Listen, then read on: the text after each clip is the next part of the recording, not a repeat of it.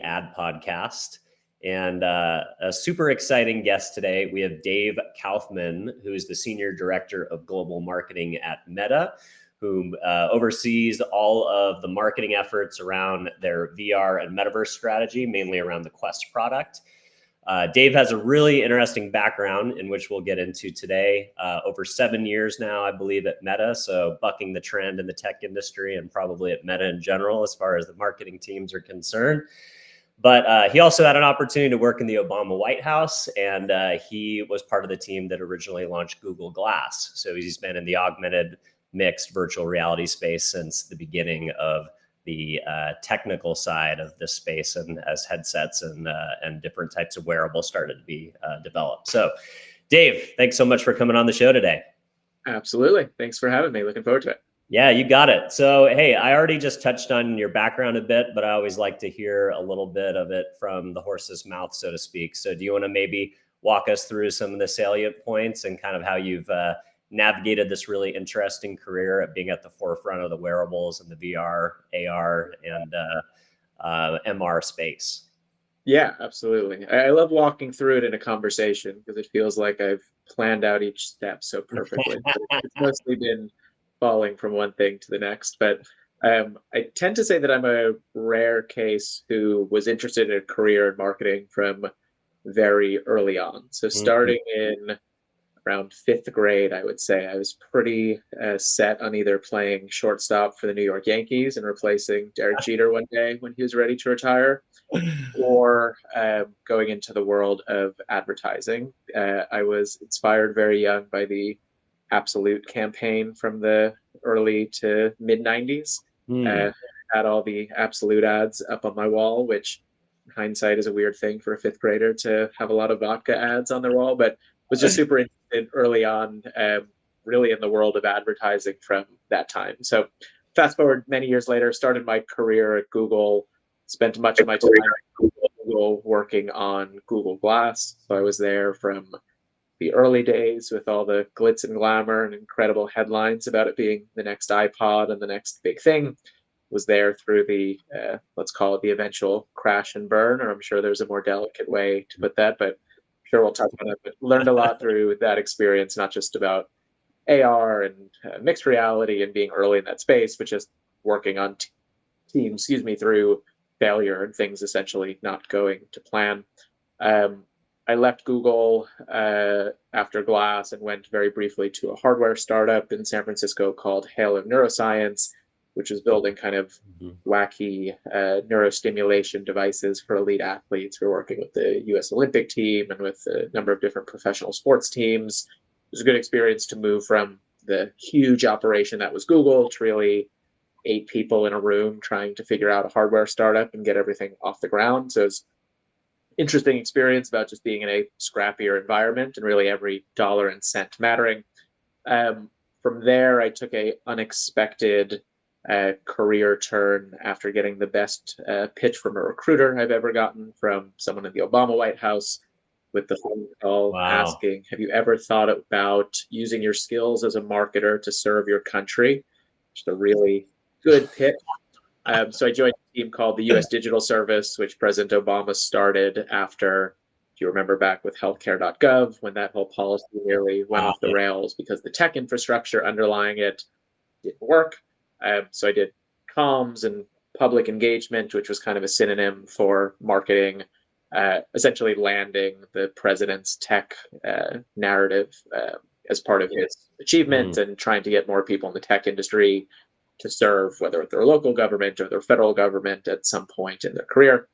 And then, yeah, as you said, I've spent the last 7 years since the Obama administration at now Meta, and have been in Reality Labs, which is our part of the business focused on really building the future of connection and human presence that entire time. So have the privilege of running the marketing teams for our VR devices, our VR content, all of our bets around the metaverse, things like Horizon Worlds and avatars.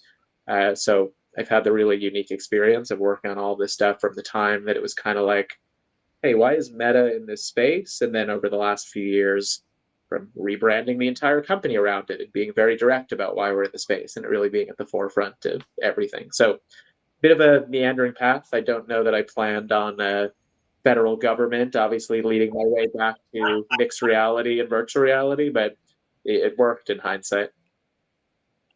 That's awesome. I love a quote that you gave in an interview, which was you focused your career on three things, which is working with people you enjoy, taking bets on ambitious products and products that excite you, and prioritizing environments where you never Yeah. stop learning. So I think you've been very intentional in that, even if it seems like a bit of a left turn to go into the government piece. Yeah, I think that people tend to look at careers as this like perfect ladder of this experience sets up the next one, and if I deviate from that, I'm going to jeopardize everything. And uh, those three factors, or those kind of three litmus tests that I've used, really have been the barometer for how I make career decisions. So I remember even going back to work for the Obama White House and leaving, the tech industry at the time. I had zero concern about what it would mean for my resume or for my long-term development. Just deep down, I looked at those three things and said, like, do I really think that working for the federal government and working for this president, like that's going to derail my career? Probably not. But I also had a ton of advice from people whose advice I respected, and candidly, people's advice who I wasn't looking for, period, on no, once you leave tech, it's impossible to get back in. You're going to be seen as a bureaucrat who doesn't understand. And of course, there are bad career decisions you could make, but I'm not a everything happens for a reason spiritual person, but I tend to believe if you at least have a criteria by which you're making career decisions and your decisions pass those bars that you set for yourself, things tend to accrue or at least compound over time in the direction that you want them to. Yeah, no, I love that. And I wanted to ask you briefly about the White House experience because a prior guest on the podcast was Keith Kroc, who was the founder of Ariba and sold that to SAP eventually, and also started the company DocuSign. And he most recently was the Undersecretary of State under Mike Pompeo. A lot of folks, I feel like in the tech industry, you see them kind of getting in the government space, maybe in the late stages of their career, because they feel like it's a opportunity, like the recruiter so amply pitched you, to serve your country. And it's an opportunity to maybe give back in a way, not necessarily working at a nonprofit, but you're helping your country. Could you tell me a little bit about your motivations in kind of fulfilling that call that the recruiter asked you for? But I'd also just love to hear, what's the cultural dynamic of going from fast-moving tech industry, even spending time at an even smaller startup in the tech space, and then going into the government space? Like, what's the culture shock in and around an assignment like that? Yeah, I can hit on all that. So to give a little bit of background, so the team that I joined, called the U.S. Digital Service, was founded by the president after healthcare.gov legislation that passed, now known as Obamacare, essentially could have failed because the tech infrastructure that was required to get it off the ground didn't work. And when you think about American history, it was really the first time that a policy, whether you agree with it or not, was going to fail from a policy perspective because you couldn't build the tech needed to get it up and running, which is a really, is this really unique point in time where you had government and technology and software coming together in a way that it never had before. So at that time, the president, I tend to say, bait and switched a number of people from Google and a few other tech companies to come in what was pitched as a few weeks or a few months to essentially rebuild all the infrastructure behind healthcare.gov, get it up and running so people could get healthcare. Once that team finished that work, the president's pitch was, why don't you stay? We'll turn it into a startup, and we will turn this team into a group that goes into other parts of government and fixes other things that aren't working. You can imagine there are plenty of those within the federal government. So these were really bipartisan efforts and just going into things that are not political in nature and simply services that America needs that were held back by technology limitations. So an example was working with the VA Veterans Affairs. I don't remember the exact number, but a veteran who came back from war who was then entitled to certain benefits. When you went on the VA's website, they had to look through, I think it was 800 phone numbers and something like 400 different mailing lists to get the form to the right person to get the health care they earned by serving their country in battle. Oh, Ridiculous wow. state, especially when you compare it to if you wanted to buy a bag of flour, you could take out your phone, hit a button, it'll be on your doorstep in an hour. And that just seems like a huge disconnect in user experience and user Mm. interfaces and customer thinking and design thinking. These things that just weren't inherent in government. So very long story short, the team would kind of be the SWAT team that would go into other parts of the government and help rebuild these services. And it kind of became this mantra: if you can buy a book with one click on the internet, a veteran should be able to get their health care as easily, an immigrant should be able to process their paperwork as easily, etc. So when I got brought in, I obviously am not an engineer, I'm not a designer. The remit was kind of, we want to do two things. We want to tell the world what the president is doing in the tech space, which is kind of the world of comms. And we want to make sure that people in the world of technology see this as a thing they should do in their careers, really take this tour of service or this tour of duty to their country, whether it's 3 months or 6 months, or simply volunteering with their local government to put their skill towards things that really benefit people who need it most. So I think Yeah. the big difference, I think what people tend to conflate is governing versus politics. And there's a difference between the politics of running for office and running a campaign versus government, which, again, regardless of your views or what party you are, the purpose of the government is to benefit the people. And I think that the Mhm. focus on government and not the politics side of how do you simply put your tech skills towards helping people who need help was a very rewarding call and something that I took a lot of satisfaction getting to work on. One of the things I know myself and others who are part of USDS take pride in is from being founded under President Obama through the Trump administration, through the Biden administration. Not only does the team still exist, but its funding and its headcount and the investment in it has gone up over time as well. You can probably count on one hand the number of things that survived, forget from a policy perspective, but just from a team perspective, from Obama to Trump, let alone to the Biden administration over the course of however many years it's been. So that, I think, has been indicative of what that team was able to accomplish. To your question on culture, night and day. The president at the time did a good job knowing what it would take to recruit tech people. And one of the things he could offer is money and stock options and free lunch and all the stuff that people associate with Silicon Valley. But there was a real sense of build the culture in a way that you want and try and intersect it with government. But government, and it's not a criticism, I understand that things work differently when you're serving 300 million people in a very different way.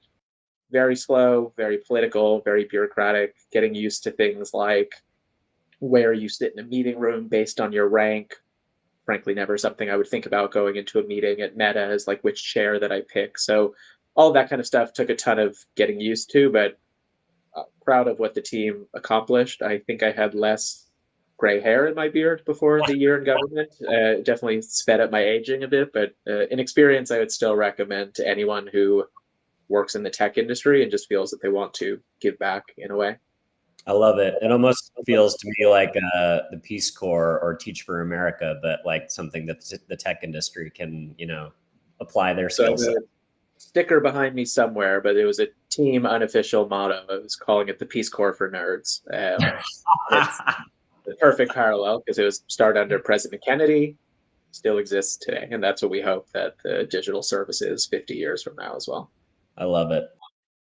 Well, cool. Well, I want to dive into your experience running the VR and the augmented reality sector for under Meta on the marketing side. So, one of the questions that seems like is addressed almost every single year is, how do we achieve scale amongst these virtual reality, mixed reality, both from a hardware perspective, I think is probably the main barrier to entry, is like, where does somebody come in through the hardware side? So just curious, what are the biggest challenges that you guys are working on at Meta right now from the perspective of scaling the Quest platform, essentially? Yeah, the biggest thing continues to be relevancy, is the word I keep coming back to, is how is the product relevant and exciting for a diverse audience?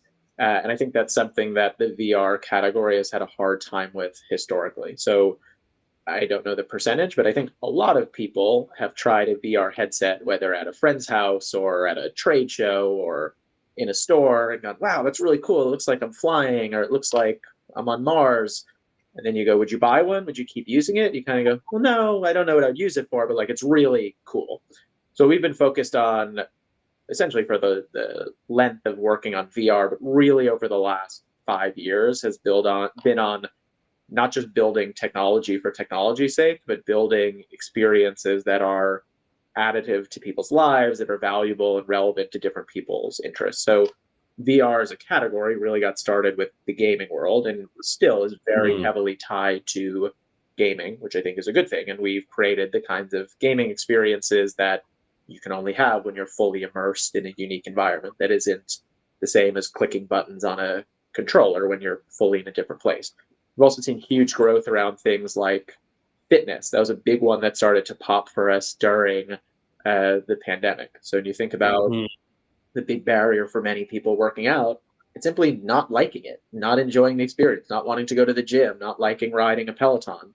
So what VR has enabled, especially an app, Supernatural, which is now a part of Meta, is put on the headset, takes you to an incredible location, let's say a glacier in Greenland, and you can work out in this incredible environment, and it feels like a video game where you almost at the end of it go, oh yeah, I didn't even realize I was working out. Now I'm in a deep sweat and my heart rate's up, but it kind of just felt like a video game. So fitness has been a big point of relevancy for us.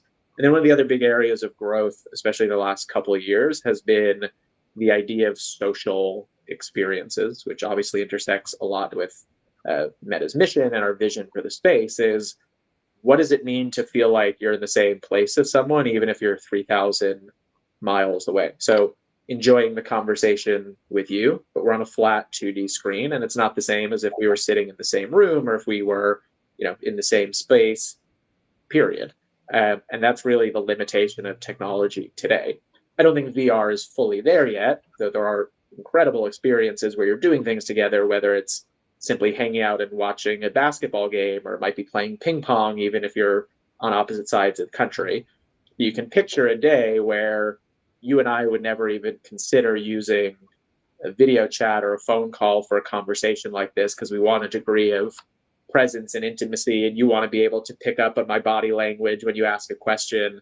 So you can imagine putting on a pair of glasses or a Quest headset and it immediately feeling like we're in the same space. So there's already a lot of progress against that today, and that's what I don't want to call it the killer app because I don't think there's a single killer experience, but I do think there's something that will be quite magical in the idea of, is there someone or people who you want to spend more meaningful time with? This is a way you can finally do that, and the laws of physics kind of bend to it a bit as well. Yeah, I love it. Next time we'll have to do the follow-up episode like Mark and Alex Lieberman Yeah, did, right? exactly. Well, I think you hit on a really important component of just the podcast space, which I think is going to be a really interesting way for adoption to happen in this particular category. And you tell me your insights on this, but I whenever possible actually try to do this podcast in person. So a lot of times I'm recruiting guests that are in San Diego for conferences, or I'm traveling to people's offices as long as it's drive time.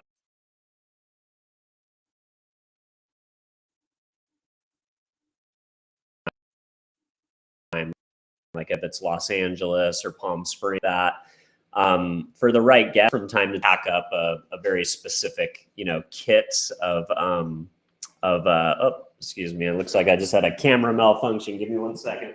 All good.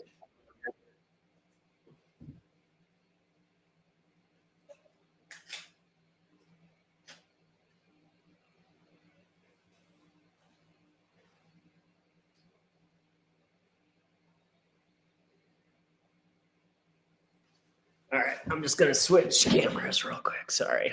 No problem. I mean, it kind of underlines your point perfectly on being reliant on cameras and rigs and setups. Exactly. What do you call? It's reality meets providence, right? Yes, So exactly. yeah, I mean, just like that's an example, right? I mean, I've troubleshooted this camera 1,000 times, but the battery probably went out or something happened with the camera. So there's an element that I've got to travel with all this equipment to whatever location I'm going to in order to make the show's production value as high as possible. And then the other component of that is I don't know what the environment's going to be like when I get there. Sometimes the offices don't have a podcasting room. They don't even have a quiet room in the whole office that, is suitable for this type of a production, even though it's not that of intense of a production. So I think what's exciting about doing podcasts in the future through Quest, at least what I saw, when Mark has demoed it on some of the podcasts that he's done virtually, you can control for all those scenarios, but you still get the closest example of that human in-person chemistry component where you are, like you mentioned, being able to quote unquote build a relationship because some of those other human cues that you get, whether it's eye contact or, smiling or all the different things. So can you talk about how, maybe that Mark and Alex interview that kind of broke the internet originally, demoing the product. Can you talk about how that is maybe intentional in your marketing strategy and how you guys are thinking about tapping into the podcasting market and production space, not only from a target segment and a vertical, but more specifically because if everybody adopts it in the podcasting world, then that'll be a lot of free advertising. Yeah, that is true as well. I wish I could take credit and say that that's been perfectly engineered for the reason you just said, because of how much free media will lend from the podcast space. But in general, I think podcast is definitely a piece of it. But the main reason that we are interested in this space, and if you rewind however many years ago, about a decade ago, when we got started in the VR space, people are saying, well, why is Meta doing this? Like video games, social networks, I don't understand. Keeps coming back to the same word, which is a sense of presence. It's the thing that you can't get, whether it is from existing social experiences or existing technology, is that sense of feeling like you're not just in the same room as someone, which is kind of a technical feat, a big one at that, but the sense of actually spending meaningful time together. So meaningful time might be you and I on a podcast having a worthwhile conversation. Meaningful time might be me watching the Knicks game with my dad, even though he's 3,000 miles away in New York.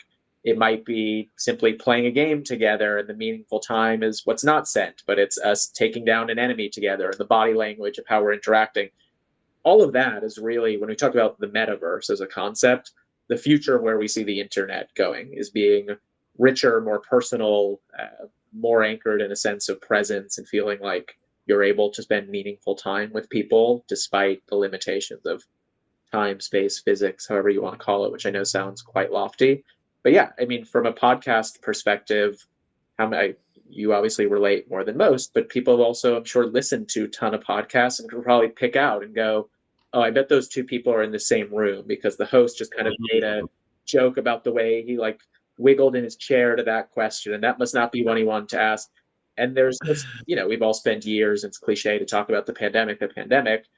I don't think anyone would argue, oh yeah, being on a video call feels like being together. And that seems like a big tech problem to solve, but more importantly, a big human interaction problem to solve. And that's honestly what got me to Meta in the first place years ago now, was this pitch of what if we could build technologies that make distance disappear. Was also pretty good pitch at the time, going with the White House one, though the White House one might have it edged. And that was really appealing to me as someone who grew up on the East Coast, lives on the West Coast, sees friends and family a few times a year, but it's not the same when you say, oh, let's jump on a weekly Zoom to catch up. So that's what was meaningful to me. And I'm excited to see more of that vision come to life, partly in the podcast space, but also in really everything else that we're doing, having this social and presence component to it as well. Yeah, very cool. So going back to the scale idea, Ford predicts that VR headset market will expand by 47% this year, a large part of this is being driven by Quest 3. What are the major innovations in the product that you feel are going to generate additional adoption this year? So I think there are a few key things with Quest 3 conveniently next to me on my desk. Nice. The first is the introduction of mixed reality to the product, I think is a huge unlock for both the approachability of putting on a headset, but also the types of experiences you can have. So very quickly, just to kind of get into the tech side and the jargon a bit, virtual reality being the sense of putting on a headset, being fully transported somewhere else and being immersed in a different surrounding. So let's say you put on a headset, it feels like you're in a spaceship. You no longer see your room, your floor, your ceiling, your dog. You are somewhere else. What Quest 3 introduced is mixed reality as well. It's the first accessible consumer headset with mixed reality. So what that means is when you put on the headset, it's like looking through a clear set of goggles. You still see your room, your space, where you are. You're not taken somewhere else. And you can start to interact with digital objects in your room as well. So let's say instead of being in a spaceship and seeing it orbit Mars, you might now see a spaceship crash through your living room ceiling, and the debris from your ceiling start to fall on your coffee table. That spaceship can then land on the floor, and you can walk up to it and start taking it apart, even though it obviously isn't there. That's a made-up example. There are lots of really interesting things developers have already built for MR, from playing a tabletop board game with someone who's not in the same room as you, different types of video games where you're shooting at things that are hiding behind your coffee table or ricocheting bullets off of your mirror, things like that. And then simple experiences like building something with Lego on your desk or on your table, even if you don't have a full Lego setup when you're on the road or whatever it might be. So that first idea of just mixed reality, I think, makes the headset feel less foreign at first when you put it on because you're still in a space that you recognize. And B, just opens up a whole other world of experiences that start to combine the physical world and the digital world in really interesting ways. And I think that creates a lot of scale or a lot of opportunity around what experiences developers will build and what types of people, what use cases people then be interested in. So I'd say those are kind of the first two big ones. There's what mixed reality brings. The second is around accessibility. So we as Meta have obviously been about building products for billions and billions of people. And when we look at the VR space and the mixed reality space and everything we're doing with the metaverse, the vision is exactly the same. So we've been very focused on how do we build absolutely incredible experiences, but how do we make it possible to get them to as many people as possible? So the week we're meeting is a good week for this. Our friends in Cupertino have entered the space as well with their first headset. And I've gotten a lot of questions that and genuinely see it as an exciting time for the space, that more people are getting interested, more developers will be building. But when I look at the product suite that we're offering, we're being very intentional where our price points have been around $299 to $499 versus this being a $3,000, $4,000, $5,000 computer that's for a very small group of people. And especially as we were just talking on, we talked about the importance of social connection and presence and enabling these experiences that bring people together. That's something that we want to get to as many hands as possible. So for all the incredible tech innovation, which there is a lot of, and all the incredible things that developers are building, this part of accessibility and making it a product that as many people as we can get to afford, at least where we are for right now, really is something that we think will allow us to focus on scale in a meaningful way as well. Yeah, that's cool. And then, you just did a great job of kind of jumping in the definitions of mixed reality, virtual reality, and augmented reality, which was going to be a follow-up question of mine. Do you think that having these three different, reality modalities, I guess, or these different categories within the product, do you think that eliminates some of the folks that have maybe had an early VR experience? I worked on the Dreamscape project at Westfield. We launched their pilot store down at the Westfield Shopping Center. I got to go to the prototype lab out in Culver City when we were working on the project. Amazing, really cool early version where it was not consumer grade. It was experiential, like a movie theater, an amusement park. You pay money, you come in and you go through the experience. And it was cool that it had the 4D elements of wind and smell and some of those other features. But I also found those early versions of VR products to be a little bit, more in, they kind of, anybody who experiences like vertigo or some of the, VR side effects were very prominent in some of those early versions. Does having some of these other modalities like augmented reality, which is not fully immersing you in a foreign world, but is basically overlaying things on your existing ecosystem the way that you would do on, say, an app, does that kind of cut down on some of those experiences that people might have had that make them feel claustrophobic or give them vertigo or give any of those kind of those symptoms, I guess, of the experience that has been a little bit maybe funky in some early editions of this? Yeah, stuff? I think there are a couple things. One is just over time, the technology has gotten a lot better. The resolution has gotten a lot crisper. What we can optimize for has gotten a lot more refined. So trying a Quest headset today compared to 7 years ago is generally a very different experience. To your point, if someone had a bad experience, whether it's with a Quest headset or any headset years ago, that's still a challenge for us to overcome, which is a part of our strategy and really a barrier for us to be aware of. But there are significant tech advances, and like most technology, I think will continue to get better and better, even if it's never 100%, because there will always be the reality of your body feeling like it is in a place that it is not. When you talk about mixed reality, though, yeah, absolutely, and that's part of what I really speak to around what I mean the accessibility piece, not just being around price point or economics, is it is a experience that is just generally a lot easier at first to get used to.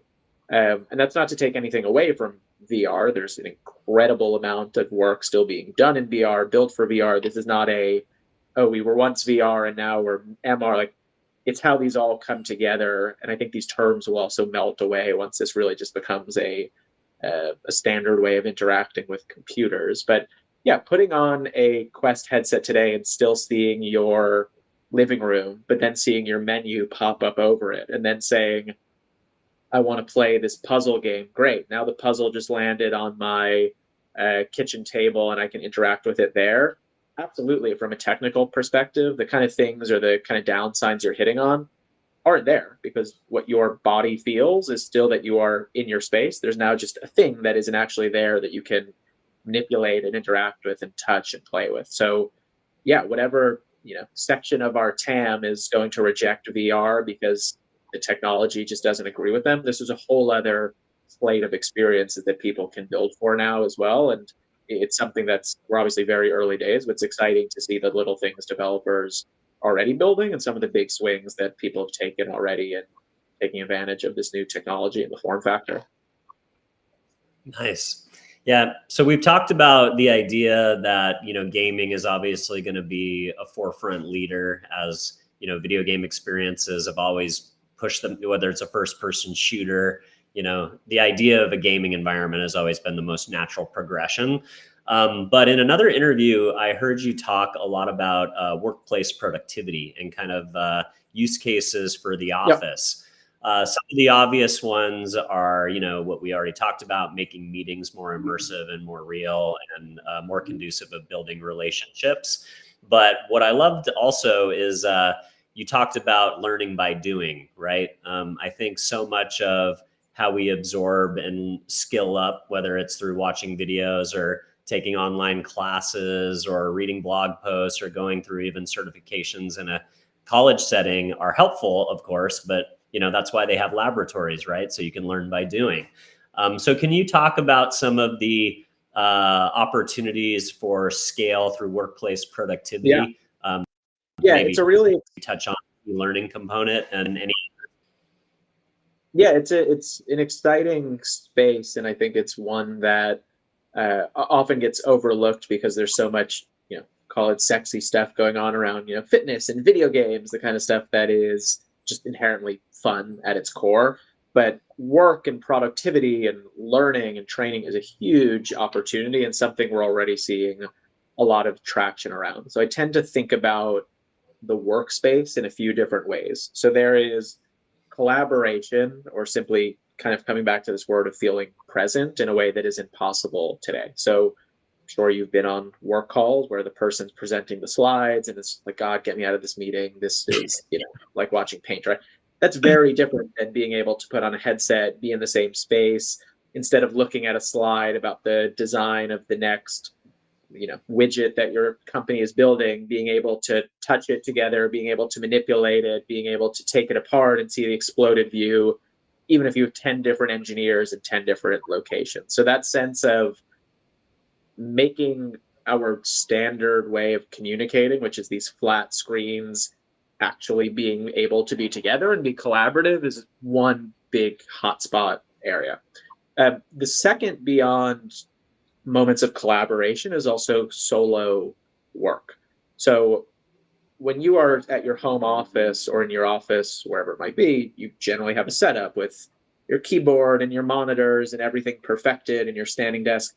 But there's a lot of travel that goes into work for a lot of people. And most people are not bringing their home screen setup on the road with them. I've at least never checked a bag with a 30-inch monitor in it. And everyone knows that sense of being like, oh, I'm in this hotel room, I got to get this thing done, I'm crammed over my laptop. What already is a really compelling experience, coming back to the mixed reality technology today, is being able to put on a headset, seeing unlimited screens in front of you that you want to set up, and essentially having virtual monitors come on the road with you.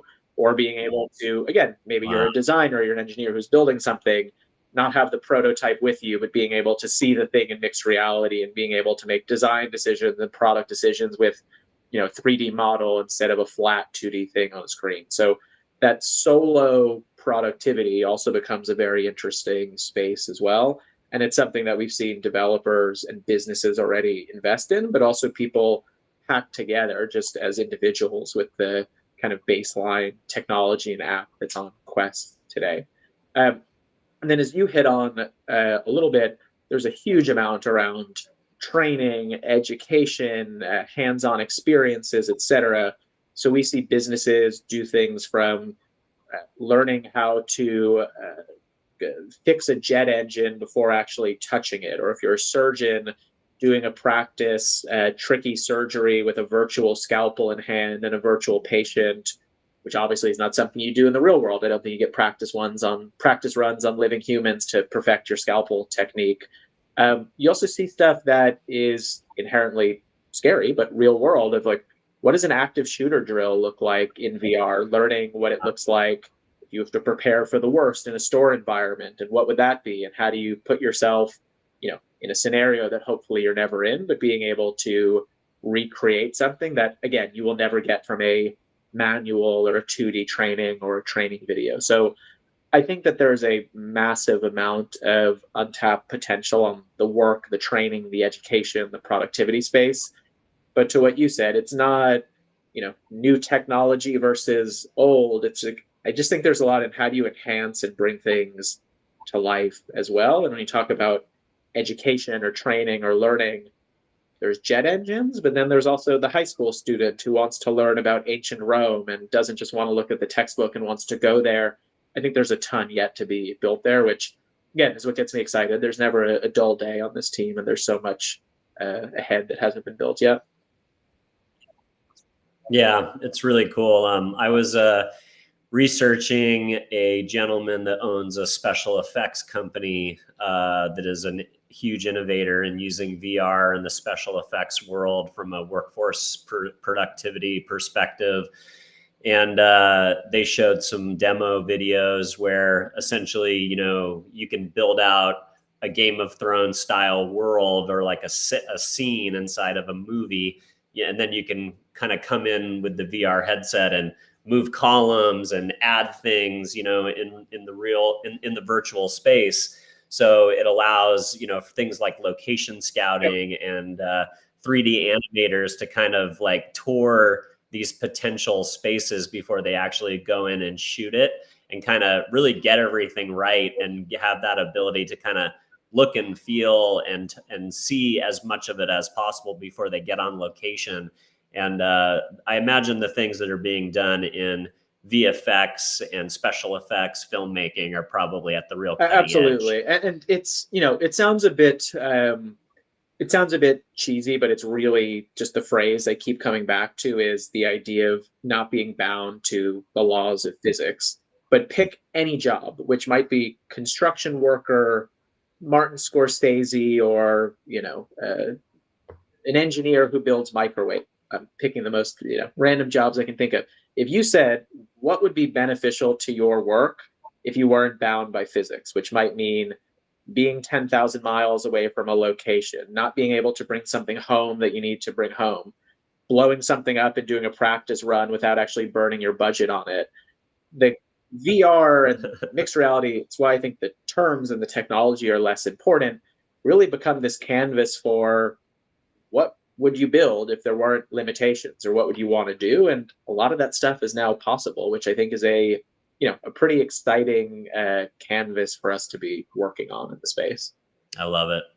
So I want to switch gears to a beat that you had as a marketer, which is, of course, on many marketers' bucket lists, which is executing a Super Bowl campaign for Quest in 2022.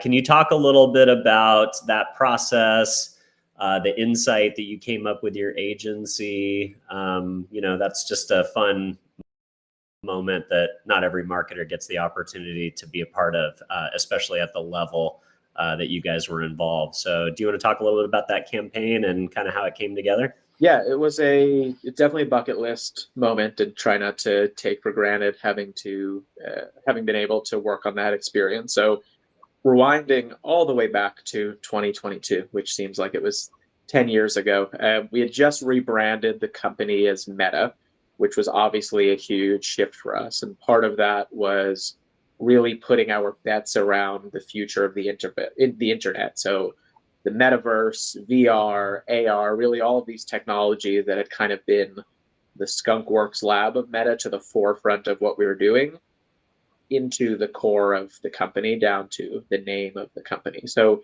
it intersected very nicely with the Super Bowl at that time for a moment for us to go out and not reintroduce the company per se, but really show on a big stage why we're invested in this technology, why Meta is the right company to be working on it, and what we think is the future benefit it will provide. So in hindsight, it looks like it all just, comes together very quickly, and it was an obvious straight line. But with that moment at a company level, what was going on in culture a few years removed, or only probably a year or so removed from the pandemic and everyone wearing masks and feeling disconnected from people, it became this nice moment for us to go out and show that VR isn't just around gaming or technology for technology's sake or for a certain type of person, but for the first time on a big stage to say, here's a story of how technology can keep friends close, even when, the world gets in the way or life gets in the way.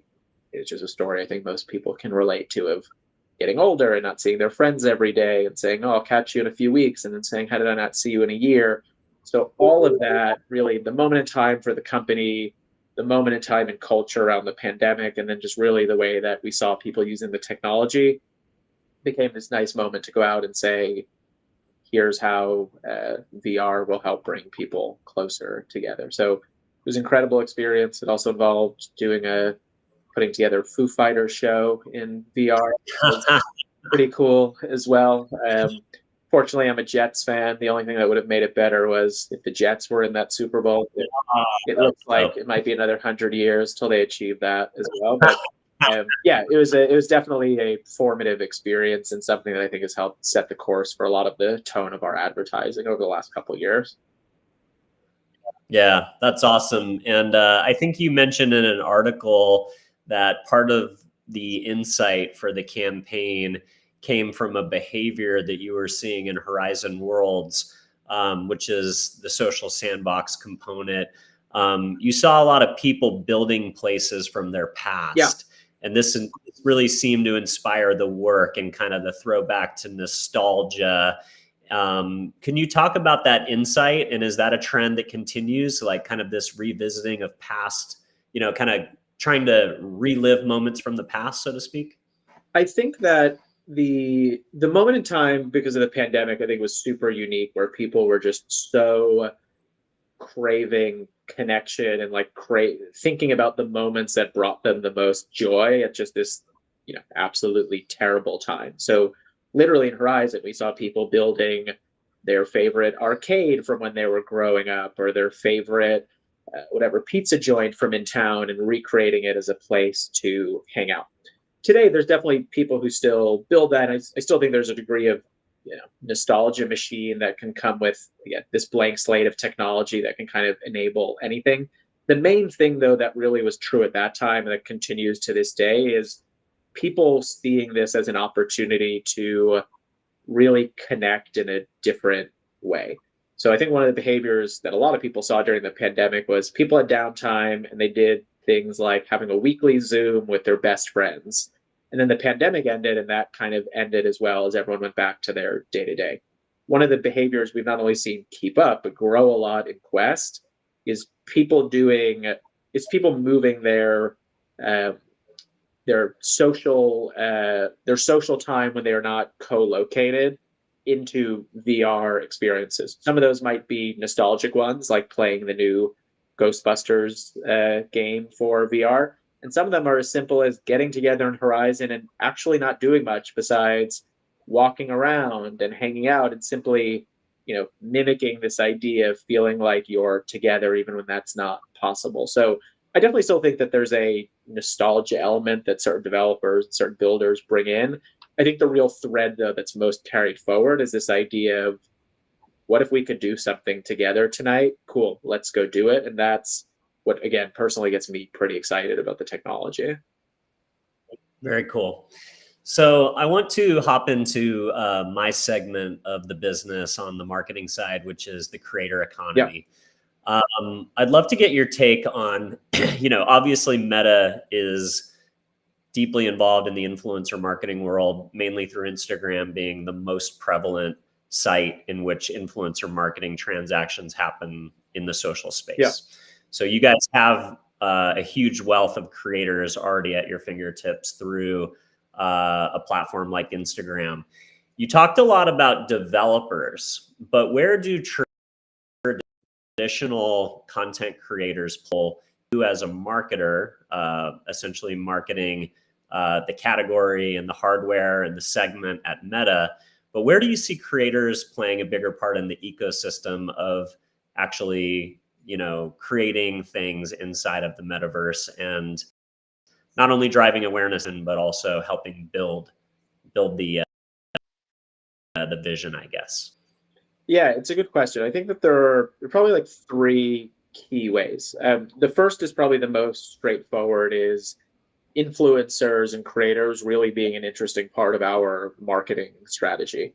And for us, that doesn't just mean going to the biggest celebrity possible or the biggest number of followers possible, but seeing what actual people are building followings around within smaller, more niche communities around VR, and then, helping add fuel to the fire that they're already building. So we've seen people build big followings around VR fitness or around different VR games and kind of become unofficial spokespeople within the community, whether it's on Instagram or Reddit or Discord, and being able to tap into those people and make them, not paid spokespeople for the point of saying, hey, go try this hashtag ad, but pulling them into programs where they're trying games early and giving feedback and helping shape while also speaking to the community has been a really interesting lever for us to pull is one area.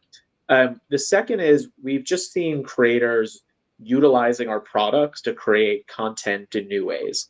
So this has been everything from comedians using Horizon Worlds, the comedy club in Horizon Worlds, Soapstone, to go practice new material or to take their first chance at stand-up while, not wanting to first invest in a YouTube channel or going to open mic night.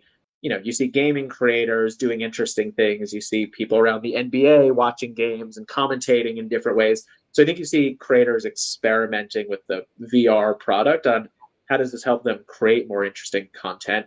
There's one of our other products in partnership with Ray-Ban Meta smart glasses we've been working on. that allow you to stay in the moment, capture hands-free audio, hands-free video, soon utilize AI, all in, for those watching on video, in a pair of glasses that look like a pair of Ray-Bans. Huge amount of creator interest, again, organically. And we just saw creators, a viral trend on TikTok and Reels, just capturing hands-free video in a mirror in a way that you can't do with a phone. So there's also a ton around what creators are doing with, not having to be anchored to a big camera rig or holding a phone to capture video as well. And then lastly, I think it's probably the piece which is most nascent, what you hit on, is how do creators start to build an economy in the metaverse? So what does it look like to kind of expand your reach or kind of expand what you're doing into a virtual setting as well? I think there have been experiments and tests and people starting to dip their toes into the water. I don't think that there's a ton today that is at massive scale yet. But I think that really over the next year, you're going to start to see more and more creators leveraging these technologies, not just to create content for other channels or to create or to promote new experiences, but to actually build new parts of their creator empire in new ways, in new places that people can interact with. So making it up, but I'm not making it up. We've seen it. I think it'll become more prevalent, is like meet and greets can be a big thing, whether it's a source of revenue or just a source of building followership for creators. Again, you will always be limited by how many fans do you have in the city you show up to or the event that you throw. What does it look like to start to enable virtual experiences as a part of that, or leverage some of this technology as well? So as I said, nascent, but as you keep hitting on, I think an extremely interesting place for us to start to tap into over the coming years. Yeah, I love it. And came full circle with the Ray-Ban partnership. Google Glass didn't quite work out. Spectacles did what they did and, are no longer really part of the conversation. But it seems like you guys hit that Ray-Ban partnership at a time where the adoption curve is ready, even on that side with the AR mixed reality component. Yeah, absolutely. Very proud of the work the team has done on that one. And as simple as it sounds, there is a huge benefit when you say, how do we start by building the best pair of glasses possible? And to do that, a good partnership or a good bet is to work with the best glasses producer and innovator in the world, in EssilorLuxottica. And then when you say, that's our constraint, it has to look great, it has to be comfortable, it has to be something you'd be proud to wear. What technology would you introduce to that to make life easier, to make experiences more interesting and more fun? That sounds very simple or very obvious. I think it's a very different approach from glass and a very different approach than others have taken. And to what you hit on, seeing a ton of traction with people saying, yeah, if I'm picking between two pairs of Wayfarers, yeah, the one that can take pictures hand-free, take video, allow me to listen to podcasts, but still hear the environment around me. Soon you'll be able to use multimodal AI, so you can take a picture of a menu with your glasses and say, that might be in Japanese, and say, what does this menu have on it? Those are extremely beneficial technologies for a huge swath of people that doesn't get in the way of creating wearable technology that is actually wearable. And again, going back to my glass experience, the word wearable technology has often meant historically technology you can technically wear, but who would wear it? Because it doesn't look like anything you would wear. So yeah, even down to, again, for folks watching on video, down to the case design for Ray-Ban Meta, sure looks like a pair of glasses or a glasses case, which is just incredible product design to build something familiar and approachable and that feels right to the right number of people. Yeah, well, smart. The only glasses I wear are Ray-Ban Aviators. I'll see what the team can do, but I don't know the cameras and the technology and circuit boards are small enough yet for the wire arms, but I'll keep you posted when technology gets there.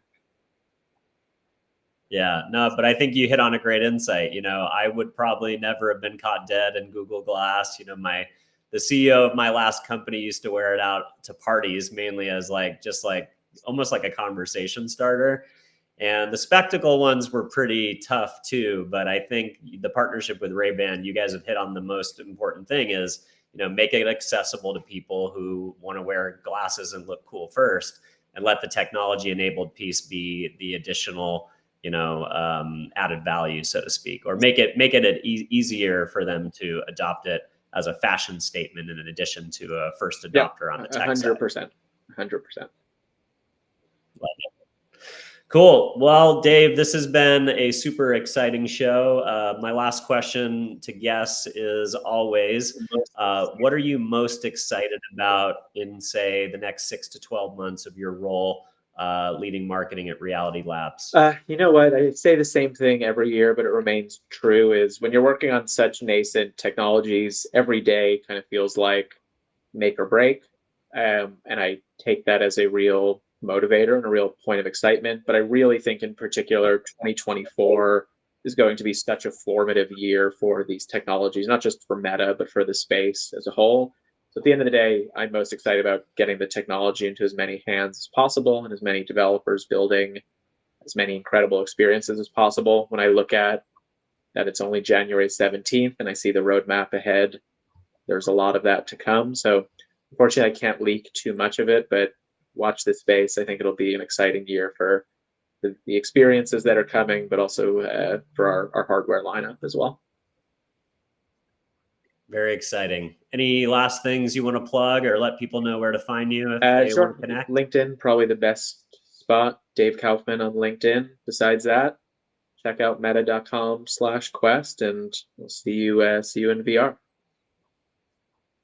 Awesome. Well, thanks so much for coming on the show again today. It was a fascinating conversation to learn more about your career and how you guys are approaching marketing the VR segment over at Meta. And we'll be excited to see what you do next. So thank you so much for coming on. So yeah, thank you. And for those of you who are following along at home, if you enjoyed the podcast, please subscribe or follow us wherever you are listening or watching today. If you would be so kind as to give us a 5-star review if you enjoyed the show, that helps us discover a wider and larger audience each week. And most importantly, if you enjoyed this conversation that I had with Dave today, feel free to share it with a colleague that you think would get some additional value from it. So thanks again, Dave. Appreciate it. Thanks for coming on the show. Talk soon. See you.